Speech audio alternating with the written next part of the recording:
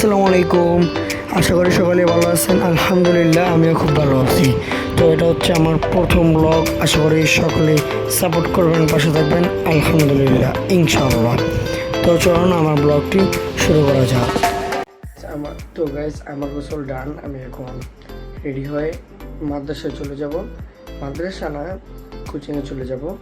তো কোচিং থেকে ঠিক 8টা 10 মিনিট আগে মাদ্রাসায় চলে যাব। তো মাদ্রাসায় ক্লাস হবে, দেন নামাজ হবে। নামাজের পর বাসায় আসবো। বাসায় আসার পর আপনার সাথে দেখা হচ্ছে। এর আগে আমি কী করি সেটা আপনাকে দেখিয়ে নিচ্ছি। Now this is my outfit for the madrasa and I will go to the madrasa. So দেখা হচ্ছে 12টার পর। তো মাদ্রাসা ছুটি হয়েছে 12টা 15-তে। তারপর নামাজ হয়েছে 12:30টায়। আস্তে আস্তে আমার 1টা বেজে গেছে। তো এখন জামাকাপড় চেঞ্জ করে তারপর দেখা হচ্ছে। তো আমি জামাকাপড় চেঞ্জ করে খাবার দাবার খেয়ে নিলাম এবং এখন আমি ফিট। তো হয়েছে কি, আমি বলেছিলাম যে খাওয়া দাওয়ার পর জামাকাপড় চেঞ্জ করার পর আপনাদের সাথে আবার দেখা হচ্ছে, বাট হয়নি।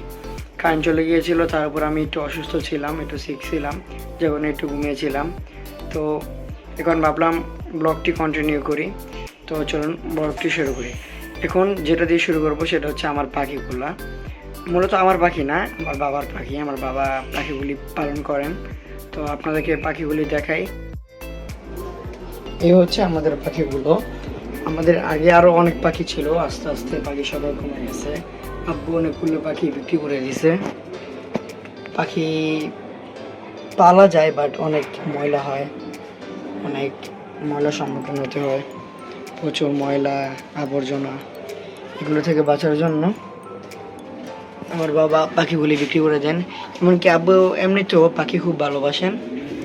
তো পাখি বিক্রি করে দেওয়ার কারণ হচ্ছে অনেকগুলো পাখি একসাথে হয়ে যেত, তাই আব্বুর একার পক্ষে সামলাতে কষ্ট হয়। আমিও মাঝে মধ্যে হাত লাগাই, পরে দেখা যায় দুজনে টানাটানি হয়ে যায়। তো পাখিগুলি বিক্রি করে দিছি। তো ইনশাল্লাহ ভবিষ্যতের প্ল্যান আছে, যদি বাড়িঘর হয় নিজেদের, তাহলে নিজেদের বাড়ির ছাদে শত শত পাখি পালবো ইনশাল্লাহ। আজকের ভিডিও এতটুকুই। Thanks for watching. আল্লাহ হাফেজ।